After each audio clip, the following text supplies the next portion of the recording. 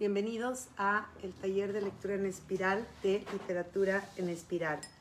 Me da mucho gusto recibirlos en esta su casa para continuar con esta obra de María Gainza, La luz negra. Recuerden que ya tuvimos una primera sesión, pero no es condición el haber tomado la primera sesión, haber presenciado la primera sesión, aunque está ahí grabada, queda ahí grabada en la página en espiral. Entonces, quien quiera seguir la continuidad, pues con muchísimo gusto. Bueno, vamos a ir despacito de nuevo, porque recordemos que la literatura argentina, contemporánea o no contemporánea, culturalmente, pues siempre nos produce algunos tipos, ¿no?, de complejidad en los diferentes planos de lectura y en sus significaciones. Bien, retomo un poquito acerca de la escritora. Porque creo que no lo comenté en la primera sesión. María Gainza, ya sabemos, escritora y crítica de arte. Nace en Buenos Aires, 1975. Su padre, Máximo Gainza, fue propietario y director del periódico La Prensa. Comenzó a publicar artículos de arte en diversos periódicos y suplementos culturales desde muy joven. Bueno, de por sí es joven, todavía más joven. Fue corresponsal del New York Times y del Art News en Buenos Aires. Colaboró con la revista Art Forum y en el suplemento del diario Página 12. Fíjense que ahí sí les voy a recomendar muchísimo que se metan a esta revista Art Forum y que por otro lado también visiten el sitio de Art News, donde van a encontrar críticas de arte maravillosas. Bueno, vamos a ver. En cuanto a sus obras, la primera obra que publica no es de ficción, no es literatura, no es narrativa. El título dice Textos elegidos, notas y ensayos sobre arte argentino, que va desde 2003 hasta 2010 y que es una especie de compilación, más que antología, una compilación de los textos sobre crítica de arte, que ella fue publicando en diarios y en suplementos. En 2014 publica su primera novela, un éxito descomunal, El nervio óptico. Hay personas, lectores que ya han leído las dos obras de Gainza y que dicen, yo me quedo con El nervio óptico, no me gusta más. Pero recordemos que siempre las primeras obras son las que marcan el camino y después ya no nos gustan, ¿no?, las segundas obras. Pero me parece que son dos obras totalmente distintas que ni siquiera podríamos compararlas en el sentido de si una es mejor que la otra. Son propuestas totalmente distintas y deben tasarse con valores y elementos también diferentes. En 2018, aquí está, publica La luz negra y la gran sorpresa es que obtiene el premio Sor Juana Inés de la Cruz 2019, un premio que se otorga a escritoras, específicamente escritoras, y que lo otorga la Feria del Libro La FIL de Guadalajara. Actualmente hay todo un debate y toda una controversia porque ese premio no se puede recibir si la escritora no asiste a la Feria del Libro y ella cuenta que estaba a punto de abordar el avión cuando su hija de 12 años es diagnosticada con neumonía, entonces no puede asistir a recibir el premio y parece que la suma económica que se otorga por el premio no la va a poder recibir, entonces hay todo un debate legal en torno a esta situación. Si a usted le gusta la grilla del mundillo de las letras, bueno, pues ahí está toda la historia de si le van a otorgar o no la suma que ella merece por corresponderle el premio Sor Juana Inés de la Cruz 2019. Bueno, vamos a ir un poquito en ese sentido, tanto un poquitito al nervio óptico y a La luz negra. Mucho tienen sus dos obras de autoficción. Tampoco quisiera yo como correr el riesgo de clavarles una etiqueta en el sentido de que sí son obras de autoficción. Me parece que hay ciertos elementos, ¿no? Ciertos elementos como en muchas obras que tienen estos registros en torno a la biografía propia de quien escribe. Nada más que ahora le llamamos autoficción de alguna forma, pero ahí la diferencia precisamente que habría es que en la autoficción se hace una alusión casi directa a quien escribe en esa construcción del escritor como personaje, y por otro lado el referente biográfico que siempre está presente de una manera velada o de una manera manifiesta. En este caso vamos a encontrar esas dos cuestiones porque hay personajes dentro de las dos obras que se refieren directamente a ella, aunque no sea el nombre exacto. Por ejemplo, al final de su obra, El nervio óptico, lanza la frase de Cyril Connolly, que es un crítico literario y un escritor británico, y la frase me parece contundente. Fíjense nada más qué frase, cómo cierra El nervio óptico. A quien los dioses quieren destruir, primero lo llaman promesa. Y la voy a volver a repetir porque me acuerdo mucho de Andy Warhol, precisamente cuando Andy Warhol dice fama es fatalidad. Voy a volver a repetir la frase de Cyril Connolly, crítico literario y escritor británico. A quien los dioses quieren destruir, primero lo llaman promesa. Y vemos aquí como siempre una primera obra, siempre una primera obra, ópera prima, vamos a decirle así, obra prima, ¿no? La primeritita que aparece de un escritor, pues no deja de ser una obra que cubre la ansiedad de una promesa.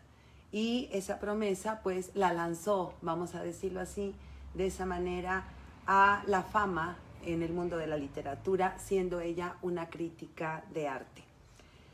El nervio óptico busca la promesa de un género literario nuevo. Nuevo lo voy a entrecomillar. Género literario nuevo. ¿Qué vamos a entender actualmente cuando alguien dice parece, ¿no?, que un escritor o una escritora está proponiendo un género literario nuevo? Lo que vamos a entender por esta frase de género literario nuevo es precisamente un híbrido. En este caso, o para decirlo de otra forma, una forma correcta, una obra, una novela en este caso, inclasificable de acuerdo al reduccionismo del canon, porque recordemos que el canon es muy tradicional y entonces no tiene una clasificación para las obras híbridas. Vamos a ver por qué, y esto tiene mucho que ver con la luz negra en cierto sentido, y para ir conociendo también de una manera mucho más amplia a María Gainza. La obra consta de dos partes. Fíjense, cómo maneja los géneros híbridos, que también lo va a hacer de igual manera aquí, con 3 hilos en la trama narrativa. 2 partes, entonces, pero son 11 partes que son capítulos de una novela. Entonces, fíjense bien, una novela que narra una vida personal y familiar. Por tanto, tenemos ahí trazos de la novela costumbrista. Entonces, ya vemos, ¿no?, un primer elemento. Segundo elemento, esos 11 capítulos también podrían ser cuentos, pero esos cuentos que incursionan en la historia de la pintura. Es interesantísimo lo que hace esta autora con la pintura. Y al mismo tiempo que son o podrían ser 11 cuentos, parece que son una especie de viñetas donde ella tiene la intención de reinventar la teoría y la historia del arte. Bueno, pero también podrían ser 11 ensayos narrativos que tratan de desentrañar los misteriosos vínculos que hay entre una obra pictórica y quien la contempla. Entonces vemos aquí cómo va mezclando los géneros y le ayuda mucho el tener esta estructura que no va a manejar en la luz negra, va a manejar hilos narrativos. Aquí le ayuda muchísimo el haber dividido la obra en 11 partes, que son capítulos, que son viñetas y que también podrían ser ensayos. Bueno, vamos a sus influencias. Todos tenemos un museo imaginario. ¿Qué es un museo imaginario? Aquí está Maru, mi hermana, que además es artista y pintora también, y que le agradezco que esté aquí en todas estas sesiones ayudándome. Y decimos, todos tenemos un museo imaginario. Es decir, ¿quién es nuestro pintor cumbre, no? Más que una obra, sabemos que que lo que importa es la obra en la totalidad de quien admiramos. En este caso es Paul Cézanne. Paul Cézanne va a ser quien va a ser la influencia más importante, y ella lo dice de esa manera, y ahorita también vamos a decir por qué, de María Gainza. Pero aquí lo que tendríamos que ver es que tanto en esta obra, y ya lo veremos, como en el nervio óptico, hay una figura literaria o retórica importantísima en las dos obras, porque ella es crítica de arte, crítica de pintura, que es la éfrasis. ¿Qué es la éfrasis? Como ekphrasis, fíjense, E-C-F-R-A-S-I-S, éfrasis. Entonces es una figura literaria o retórica, es decir, no es una técnica, tampoco es un género, es una figura usada por el escritor. Es un recurso que puede usar el escritor. Entonces vemos aquí que como figura literaria o retórica es una descripción animada de una obra de arte. Una descripción animada, fíjense, de una obra de arte visual, arte visual, dentro de una obra literaria. Es decir, de qué manera la obra de arte que es visual se va a convertir en lenguaje. Vamos a poner dos ejemplos, cuatro ejemplos. Dos primero de ejemplos clásicos de éfrasis son ejemplos ficcionales, ¿sí? Es decir, no existen. No existen esas obras. Entonces, vamos a ver, el más clásico de todos.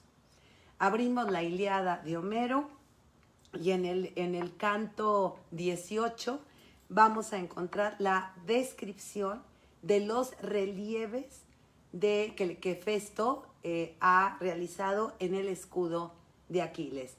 Ese sería el más clásico de los ejemplos de la éfrasis. Entonces vemos toda una descripción que hace Homero en torno a algo visual, que son precisamente los relieves del escudo que ha forjado Hefesto para Aquiles. No les quiero contar por qué lo está forjando, porque es toda una historia y nos saldríamos del tema. Pero ustedes ya lo saben, y si no, ahí vayan al canto 18 de la Ilíada. Bueno, segundo ejemplo, también ficcional. Nos vamos a la primera parte final, fíjense, la primera parte del final del capítulo 8 y principios del capítulo 9 de Don Quijote de la Mancha en la primera parte. Si ustedes se acuerdan, está ahí el vizcaíno con Don Quijote, y entonces al final del capítulo 8 se quedan como inmóviles, porque en ese momento va a entrar el autor a decir, el autor implícito, a decir que ya se le acabó la historia y que ahora tiene que encontrar la continuación de la historia. Y entonces va esta especie como de zoco árabe y encuentra los manuscritos de Hamed. Bueno, y entonces dentro de esos manuscritos hay una hoja del manuscrito donde se encuentra precisamente una especie de pintura donde está la batalla entre Don Quijote y el vizcaíno.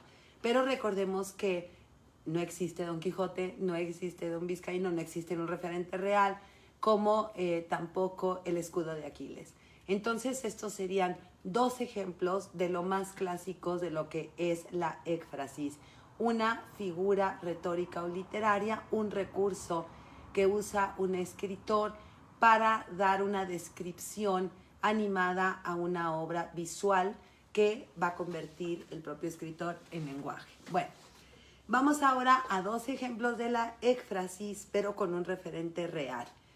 El más clásico de los reales, ¿no? Ir a la obra de Carlos Fuentes, esta obra que se llama Los años con Laura Díaz, donde Carlos Fuentes en esta obra hace una descripción del mural de Diego Rivera. Y así inicia la obra, es decir, Diego Rivera existió, el mural también, y entonces es un referente real dentro de la obra. El último ejemplo como referente real une en la obra de la novela de José Saramago, el Evangelio según Jesucristo, donde hay un grabado de Doré al inicio del texto y hay toda una descripción que el escritor, en este caso José Saramago, está realizando. Hasta ahí, si no hagan sus preguntas, aquí está checando Maru, mi hermana, para decirme si ustedes tienen alguna pregunta, porque es una forma de interactuar con ustedes, porque no los miro. Entonces, hagan preguntas y las podemos ir contestando. Bueno, entonces, esta es la manera en que procede Gaínsa. Gaínsa usa mucho este recurso. Fuera de la visión ortodoxa de la éfrasis, ¿no? Es decir, a la manera del post-impresionismo. Fíjense cómo aquí estoy tratando de que todos vayamos comprendiendo la obra. Cuando decimos a la manera, no es que sea una obra post-impresionista esta, sino que sabemos que su gran influencia es Paul Cézanne, y Paul Cézanne es un pintor del post-impresionismo. Entonces, ¿qué hace María Gaínsa? ¿Cómo lleva, cómo jala, cómo introduce la influencia de Cézanne, del post-impresionismo, y cómo la introduce, la incrusta en sus dos obras? Bien, primeramente tendríamos que entender que aquí en las dos obras hay temas de la vida real cargados de emociones. Y es una de las características más importantes de la pintura de Paul Cézanne.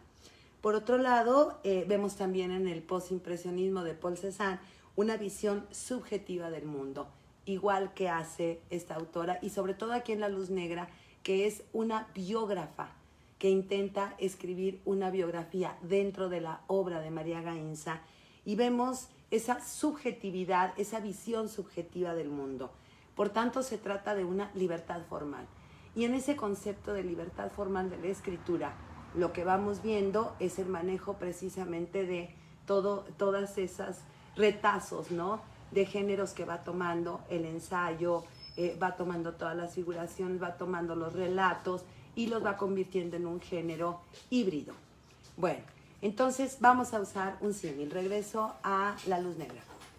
La Luz Negra trata de representar la vida contemporánea, es decir, ahí viene la metáfora, o el símil, pinta o como si pintara un mundo tal como se le presenta a su autora. Así se le ha presentado en este caso el mundo del arte, el mundo de la crítica de arte, de la tasación del arte, de la valoración del arte. De esta manera se le ha presentado a la autora, y lo pone aquí a la manera del postimpresionismo de Paul Cézanne, es decir, con toda su visión, con toda su subjetividad, con una perspectiva muy particular y muy propia.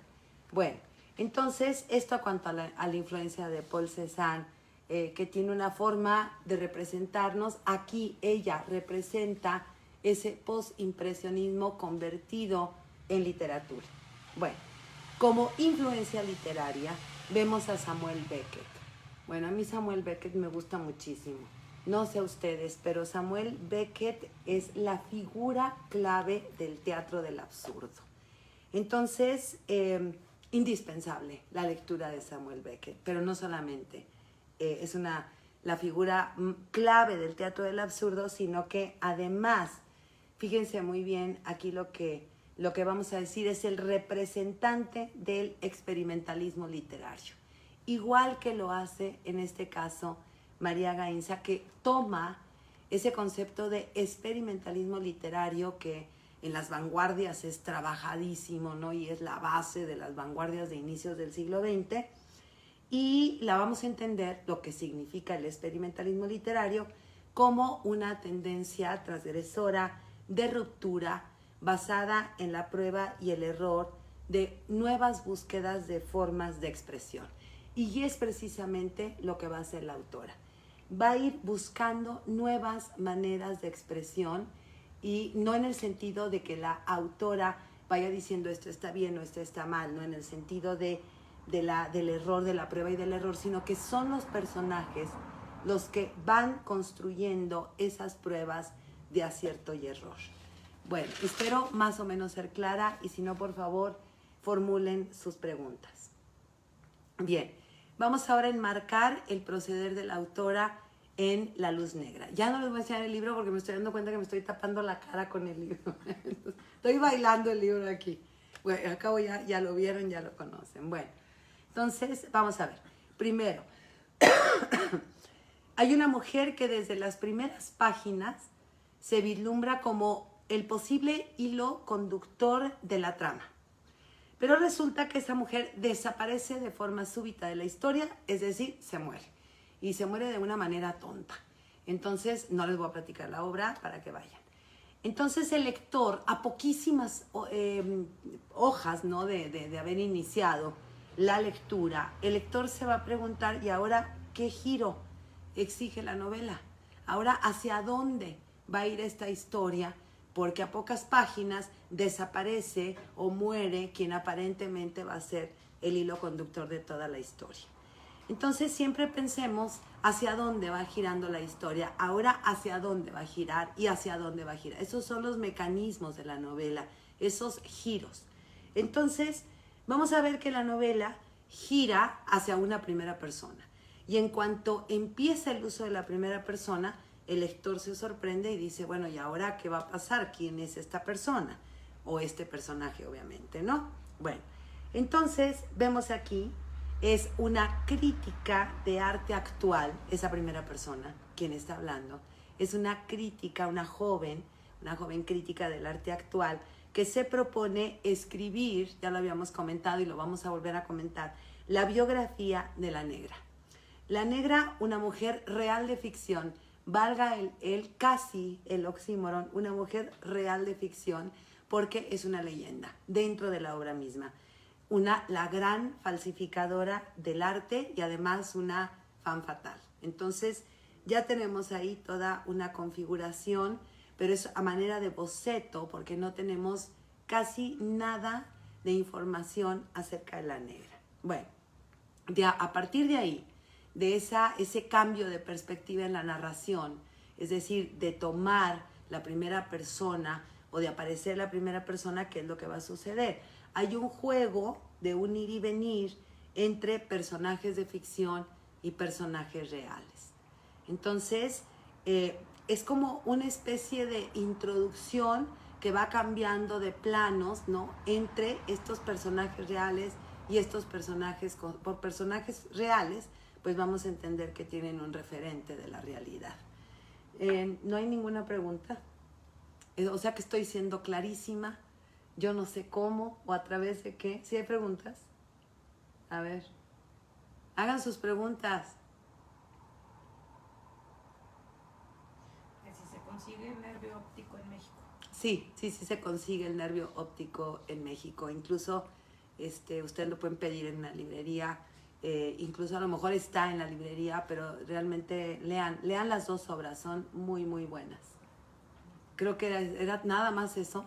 Bueno, además de la venta de libros, ¿alguna otra duda que tengan hasta aquí? Recuerden, estamos en el taller de literatura en espiral, hablando de la obra Luz Negra de María Gainza. Bueno, preguntas, por favor. Espero que el taller al que corresponde esta sesión, esta clase, que es el taller que sesiona los lunes de las 7:30 a las 9:30 de la noche, esté atentísimo porque esta es su clase y para todos los demás es una guía de lectura. ¿Qué lecturas de Beckett recomiendas? Todas. Leer todo lo que se pueda de Beckett, todo. Entonces ahí no hay una recomendación. Es como Borges o es como Cortázar. No podemos conocer a un autor de esa dimensión, de ese tamaño, si leemos una obra. Entonces no son recomendaciones de libros específicos, sino más bien son recomendaciones de experiencia literaria, de lectura. Y por una experiencia de lectura literaria vamos a entender el ir descubriendo, el ir construyendo la figura del autor mediante la lectura de todas sus obras. Recuerden que no leemos obras literarias, leemos autores. Eso es importantísimo comprenderlo porque si no vamos brincoteando entre un autor y otro.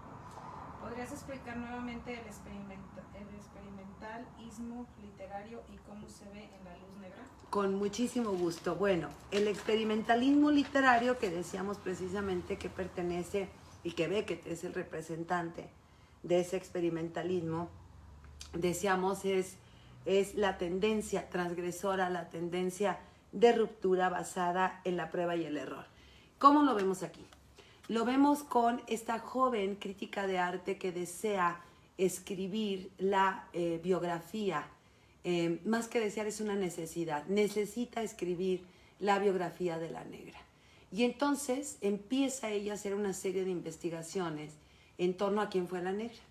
Y quien ya leyó la obra, y si no para que la lea, se va dando cuenta que está a prueba y error, porque es una investigación. Investigar acerca de una vida es ir construyendo el camino propio de lo que se está investigando. Y el camino a veces está equivocado y a veces es asertivo. Entonces vemos ahí esa prueba y error con la que van trabajando precisamente los propios personajes, cómo van actuando los personajes. Incluso en el caso de Enriqueta, también hace uso María Gainza esta tendencia del experimentalismo, de prueba y error, porque ya lo veremos, ella es toda una figura, ¿no?, dentro de la tasación, de la valoración de las obras literarias, pero también hace toda esta serie de, pues, de corruptelas, ¿no?, dentro del propio mundo de la plástica. ¿Hay alguna otra? Síganme sí, me estoy explicando. Esto de que los personajes hagan la búsqueda de las nuevas formas de expresión, ¿es influencia de Cortázar? No, yo no creo que sea influencia de Cortázar, porque en este caso María Gainza no está formada dentro de la literatura, sino dentro del arte. Probablemente por medio de Beckett, porque Cortázar tiene también influencia de Beckett, podamos sentir, ¿no?, que hay una influencia de Cortázar. O si lo vemos desde un punto de vista atrevido, es decir, atrevido es que en este momento quizá no lo podría yo sostener, hay un libro de Cortázar que se llama Territorios, donde Cortázar incursiona como crítico de arte. Entonces probablemente, ¿no?, pero tampoco podríamos asegurarlo. Yo creo que María Gainza no tiene el peso de las influencias que lo vemos en otras escritoras tan marcada como es en el caso de escritoras que se han formado desde la literatura. Recordemos que ella se ha formado desde el arte. Esto no quiere decir que no tenga lecturas precedentes y que siempre esas lecturas van a marcar un escritor. Pero en este caso a mí me parece que es más una influencia europea que una influencia directa de la literatura argentina. Díganme si me estoy explicando, quién me está preguntando. Bueno, entonces gracias por preguntar, de verdad sigan preguntando. Bueno, entonces estábamos ahí en los giros, ¿no? Cómo va girando, llega la primera persona y vamos entrando a ese juego, ¿no? A ese juego de incrustación entre los personajes reales y los personajes ficticios, ¿no? Personajes con un referente real.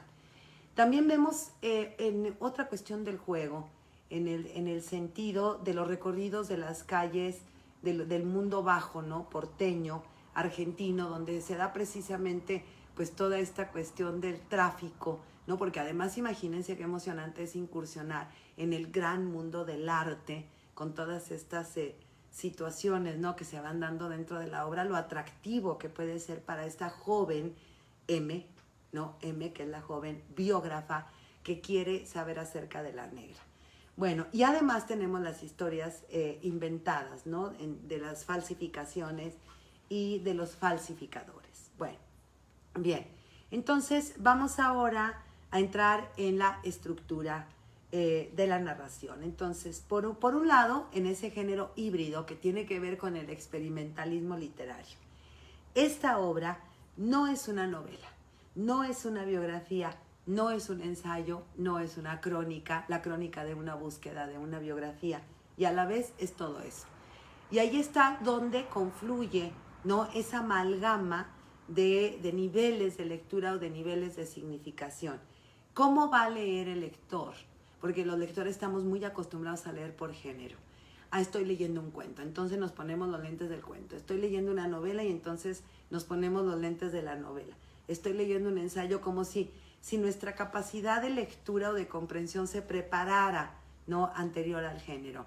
Bueno, en este caso no nos podemos preparar porque decimos no es novela, no es biografía, no es ensayo, no es la crónica de la búsqueda de la negra, ¿no?, esta mujer misteriosa, pero al mismo tiempo es todo eso. Entonces fíjense dónde se da aquí esa experimentación, dónde se da aquí también esa transgresión. ¿Qué sucede cuando, y que ahí podríamos decir, bueno, sí puede haber alguna influencia de Cortázar en esta especie de experimentalismo, pero aquí lo que vemos es que no es no es para hacer. No sé si se está explicando en qué sentido. Es todo al mismo tiempo, pero no podemos clasificarlo, meterlo en un cuadrito como estamos acostumbrados nosotros a decir. Esto es como hacen en las librerías o en las bibliotecas, ¿no? Ensayo literario, biografía literaria, teoría literaria, novela, cuento, obras de teatro. Eso ya casi es imposible de hacerlo como se hacía, bueno, finales del siglo XIX. Ya en ese sentido hasta las bibliotecas tendrían que cambiar sus maneras de clasificación y no se diga las librerías. Bueno, eso fue un paréntesis para que nos quede mucho más claro lo que entendemos por un género híbrido o inclasificable de acuerdo a la estrechez del canon o a la tradición del canon. Bien, entonces vamos a la estructura. Vamos a ver cómo vamos a tener 3 hilos, es decir, 3 niveles de lectura. Por un lado tenemos el ámbito corrupto de las certificaciones artísticas. ¿Qué vamos a entender por certificaciones artísticas? Una obra es original o una obra es falsificada. Un cuadro es original, un cuadro es falsificado. Entonces tiene que haber una certificación. Alguien tiene que certificar que una obra, una pintura, una obra de arte es auténtica. Entonces tiene que existir la figura de un certificador. Pero además tiene que haber varios certificadores que son especialistas quizá en varios tipos de obras y entonces se construye todo un mundo, ¿no? Un mundo de certificadores. Entonces vemos ahí ese mundo, finalmente ese ámbito corrupto.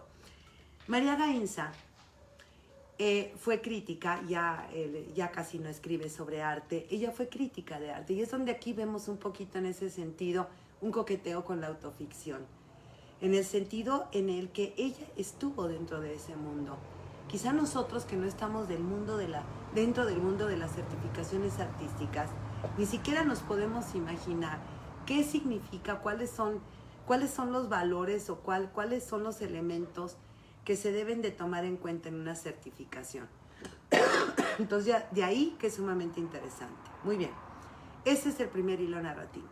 Segundo hilo narrativo, la figura novelesca de la pintora Mariette Lidis. Mariette con doble T. Mariette Lidis con Y, L-Y-D-I-S. Mariette Lidis. Bueno, ahorita que terminen de ver aquí, corran, abran Wikipedia, porque además es Wikipedia es un decir, es una aproximación primeramente. Una pintora importantísima, lo fue en el ámbito bonaerense. Ahorita voy a regresar a ella. Y el tercer hilo narrativo, la figura mítica, misteriosa de la negra, que además imagínense que alguien pudiera decir, es la más talentosa falsificadora. Fíjense las palabras.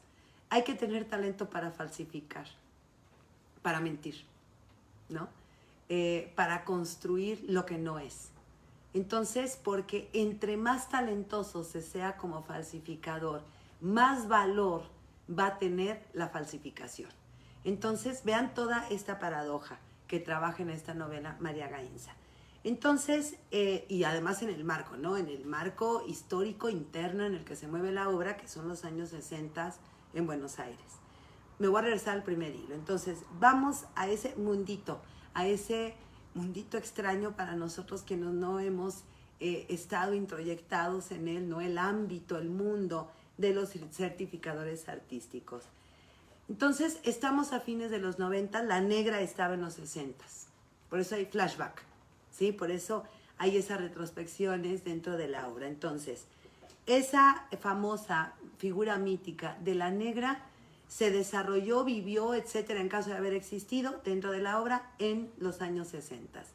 Ahora, nos situamos en los 90, dentro de la obra. Aparece M. Ahí está Beckett, ¿no? Para empezar. M ingresa como empleada al Banco Ciudad, a la oficina de tasación más importante de Argentina. Entonces, entra como empleada. Ahí conoce a Enriqueta Macedo. Y Enriqueta Macedo es la perito autentificadora más reconocida del mundo del arte. Entonces, es lógico que una joven que conoce a esta figura, ¿no? O figurón, imagínense la perito autentificadora más reconocida en el mundo del arte, pues obviamente lo que va a pasar es que se va a convertir en su mentora y esta novata llamada M, pues la va a admirar terriblemente, ¿no? Pero resulta que esta perito autentificadora trafica, ¿no? Con obras falsificadas, pero fíjense bien lo que dice, por su calidad indiscutible. Es decir, la calidad que tienen estas obras falsificadas del arte. Entonces, hasta ahí dejamos el primer hilo. El segundo hilo. María Gainza rescata una figura casi olvidada en la actualidad de la historia del arte, ¿no? Porque sabemos muy poco de la historia del arte latinoamericano. Quizá universal, ¿no? Y entonces entramos a estas grandes cátedras o clases o lo que sea, ¿no? Llenísima de gente donde inmediatamente miramos hacia Europa. Ponemos los ojos en Europa, pero no ponemos los ojos en el arte latinoamericano. Quizá más en el mexicano, como nos corresponde, pero tendríamos que tener una visión del arte latinoamericano. Y dentro del arte latinoamericano, María Gainza rescata la figura y la obra, dentro de la obra, de Mariette Lidis. Mariette Lidis es una pintora austriaca que vivió en Argentina y que retrató a toda la aristocracia porteña. Si ustedes entran a las páginas tradicionales en sus buscadores en internet, se van a dar cuenta que no hay mucha profundidad o no hay muchos datos en torno a la figura de Mariette Lidis, pero por ahí si nos convertimos en indagadores, ¿no? Es decir, en curiosos buscadores de biografías, pues nos vamos a dar cuenta que su vida fue todo un escándalo. Y que también, aquí a manera muy hiperbólica, también lo trabaja de esa forma María Gainza. Entonces les invito a descubrir o redescubrir la figura importantísima en la pintura argentina y por tanto latinoamericana de Mariette Lidis. Y que la miren dentro de la obra. Bueno, y además tenemos el tercer hilo, que es la negra, que no sabemos si existió dentro de la obra o no existió, que vivió en los años 60. Ella, la negra, es quien falsifica los dibujos y las pinturas precisamente de Mariette Lidis. Entonces ya tenemos los tres hilos. Vamos a ver. Primero, el mundo corrupto del negocio de la pintura, del mercado de la pintura. Lo falsificado y lo verdadero. Segundo, la figura de Mariette, ¿no? Con todo el escándalo, ¿no? Que la va a rodear a ella. Y por otro lado, la genial falsificadora de las obras de Mariette, que es precisamente la negra, que no sabemos si existió. Entonces nos va quedando claro que los dos primeros hilos, el ámbito de la falsificación o de la tasación, y Mariette, pues son referentes reales. Es decir, existieron en la realidad. Lo que no sabemos si existió ni siquiera dentro de la novela, mucho menos dentro de la realidad, pues es la negra. Entonces es lo que más atrae, ¿no? Dentro de la obra lo que más nos atrae es la figura de la negra, porque sabemos que podemos tener un referente acerca de lo que significa tasar la pintura, acerca de los valores, ¿no? Que se toman en cuenta para esa tasación, acerca de cómo podemos descubrir, bueno, eso muy entrecomillado, ¿no? Tendríamos que estudiar mucho cuándo es una pintura falsa y cuándo es una pintura verdadera, pero de alguna manera es un referente real.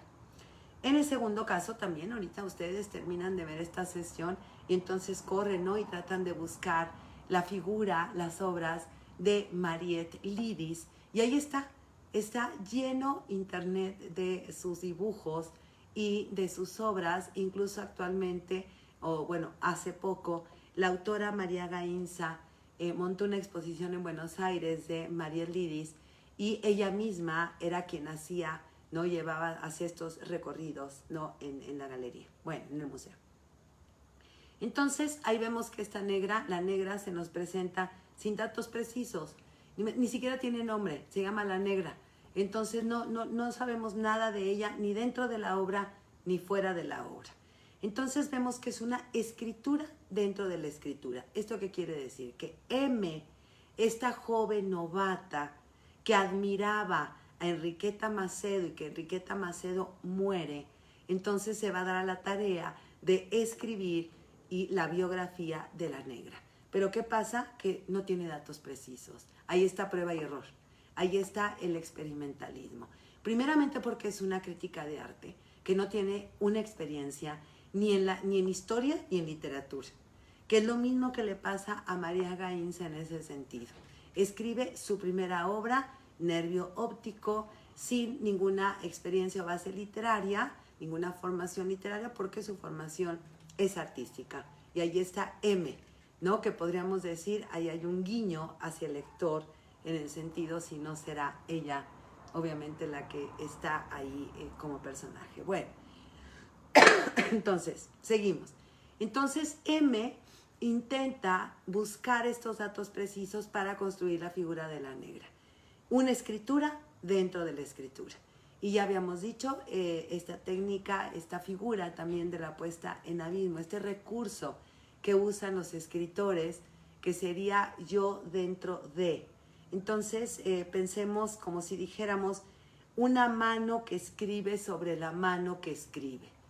Y hay muchos referentes, en pintura está llenísimo de referentes, y creo que además de la éfrasis, también María Gainza usa este recurso de la puesta en abismo, porque es un recurso que nace de las artes plásticas, no nace en la literatura.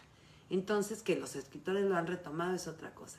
Pero fíjense muy bien cómo podemos ir entendiendo que ya va tomando recursos de la pintura, ¿no? De la teoría de la pintura, y los va usando dentro de la literatura. Entonces decimos, esta obra, metafóricamente, es una mano que escribe sobre la mano que escribe. La mano de María Gainza, que escribe acerca de la mano de M, que intenta escribir la biografía de la negra, y esta búsqueda a manera de thriller, ¿sí? De datos acerca de quién fue la negra precisamente. Termino con una cita en voz de M. ¿Qué horas son? ¿Cuánto tiempo? Ya no me queda tiempo. 10 minutos. Bueno, estamos bien. Voy a terminar con una cita en voz de M, la novata biógrafa que quiere escribir y que está buscando los datos para escribir la biografía de la negra. Me gustó muchísimo esta cita. A ver qué piensan de esta cita. Pongan ahí sus preguntas, sus comentarios. ¿Sí hay pregunta? A ver. ¿Los escritores son falsificadores? No, los escritores no pueden ser falsificadores. Esa es totalmente una visión platónica en la República que tendría que decir, corran a todos los escritores porque son mentirosos. No, los escritores, en el sentido muy aristotélico, lo que hacen es crear un mundo a través de la representación de ese mundo. Entonces, hay un proceso de mímesis como representación para poder escribir. La literatura son mundos que están representados. Ahora, si la pregunta va en el sentido de que si hacen plagio, bueno, ahí hay todo un tema que siempre se ventila, ¿no? Y entonces son como grandes escándalos en el mundo literario. ¿Alguna otra pregunta? Bueno, muy bien. Voy a la cita entonces. Curioso, pero ya curioso es dentro de la cita. Curioso, 2 puntos. He notado que una no escribe ni para recordar ni para olvidar, ni para encontrar alivio, ni para curarse de una pena. Una escribe para auscultarse, para entender qué tiene dentro. Entonces, fíjense, voy a volver a leer la cita para tratar de entender por qué dice esto M, hablando precisamente de la escritura, de la construcción o de la configuración de la escritura de la biografía de la negra. Vamos de nuevo. He notado que una no escribe ni para recordar ni para olvidar, ni para encontrar alivio ni para curarse de una pena. Una escribe para auscultarse, para entender qué tiene dentro. ¿Por qué lo dice María? ¿Por qué está diciendo, María, que es M, pero no es esta María, sino que es M sin ser María? Ahí lo que va a suceder es que ella trata de entenderse. Ella trata de entender ese ámbito en el que muy joven ella incursionó se murió su mentora. Entonces la mentora la introduce en este ámbito. Dentro de ese ámbito, obviamente ella va descubriendo, ¿no?, la figura también de Mariette Lidis y por otro lado la figura de la negra. Entonces ella se va a preguntar en qué consiste la genialidad de la falsificación, porque ella se movió dentro de ese ámbito y es lo que ella quiere auscultarse para entender dentro de sí misma qué es lo que significa falsificar o qué es lo que significa la autenticidad, ¿no? Para no revolver tanto vocablo. Bueno, me encantaría que preguntaran, porque entonces me sentiría como si estuviéramos realmente en el taller y no en una especie como de conferencia o de monólogo, ¿no? Porque saben que yo no soy así. Entonces sí requiero diálogo, entonces por favor pregunten. Bueno, quien tenga por ahí el libro a la mano, sobre todo los que son los integrantes del taller de los lunes en espiral de 7:30 a 9:30, podrían ir a la página 79. Y si no, escúchenme todos los demás.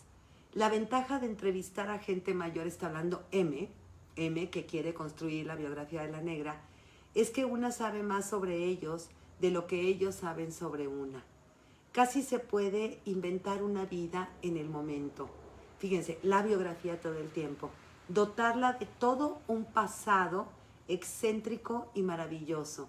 Cuando llegué al bar, la moza me indicó una mesa pegada a la ventana donde un hombre corpulento de edad indefinible se inclinaba sobre su libro. Germán llevaba un saco blanco y parecía salido de un cuento situado en Malasia. Podría haber estado en la veranda, perdón que no esté leyendo tan correctamente, pero la luz del aro que tengo enfrente realmente no me permite hacerlo. Los amigos del novio siempre tienen algo que decir sobre la chica. Les dije de qué quería hablar. Lo sorprendió el nombre, aunque yo ya se lo había anunciado por teléfono la noche antes. Lo repitió para sí y cuando llegó la moza se lo repitió también a ella como una contraseña. Ella le sonrió. Me quedó claro que eran ellos dos y yo. De alguna manera tenía que romper la entente. ¿Cómo era? Tan linda como dicen, está hablando de la negra. Era rutilante, lúgubre, extraña. Era la mujer de su amigo. Cuando la conocí, ella ya no salía con él, pero seguía ejerciendo su influencia de musa. ¿En qué sentido? Tenía algo de la figura de Lilith. Y ahí vemos esa figura precisamente de la femme fatale y de lo mítico que va a rodear a la negra, ¿no? Era esa cuyo fuego ilumina, pero también quema. Claro, tenía sus talentos también, pero las mujeres cuya única vocación es ser recordadas por haber mantenido una relación amorosa con tal o cual celebridad. A mí me interesan sus obras. A ella no. Realmente me atrevería a afirmarlo. ¿De dónde venía? No sé, era un alma errante y nadie se preguntaba esas cosas en esa época. ¿Qué la hacía distinta? Al comienzo eran los detalles, fumaba habanos, se ponía minifaldas. Qué difícil ahora cuando se puede hablar de orgasmos frente a un plato de maníes, recordar la fuerza de los viejos tabúes. Decían también que había sido la primera en traer la marihuana al país, marihuana y preservativos que vendía con una amiga en un local de ropa chic en la calle Montevideo. Después había historias más delirantes, que jugaba la ruleta rusa en las noches de borrachera, que andaba en cosas de magia negra. Bueno, pero todas estas son suposiciones. Es decir, no tenemos datos precisos y por tanto ahí está el experimentalismo literario, de esa prueba y error de esta joven que ha sido o fue en su momento una crítica de arte y que quiere incursionar ahora en el género biográfico. Bueno, pues muy bien, hemos terminado por el día de hoy. Espero que haya sido interesante esta sesión.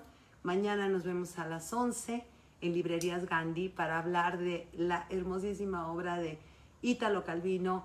Si alguien no conoce a este autor, acérquese a Italo Calvino, acérquense a María Gainza, acérquense a la literatura. Ahorita que todos estamos en casa, pues qué mejor momento para acercarse a los libros. Les agradezco. A ver, parece que hay una pregunta.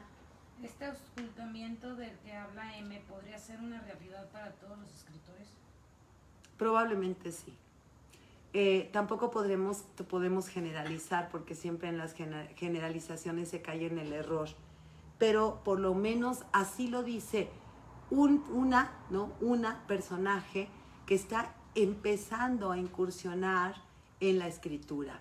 Entonces, una novata, vamos a llamarlo de esa manera, y que ella empieza a mirar la escritura. Recuerden que la biografía no es un género literario, aunque roza con el género literario, está entre la literatura y la historia.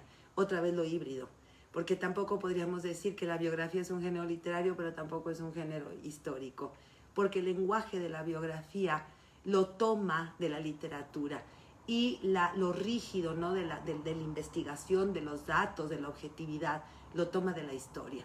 Entonces es también un estar en esa frontera, y desde esa frontera es cuando ella dice, pues hay una auscultación, ¿no? dentro, para tratar de entender qué hay aquí, ¿no? Y aquí lo que hay es una serie de emociones, y hay una serie de conceptos, y hay una serie de prejuicios, y hay un mundo interno complejo y rico.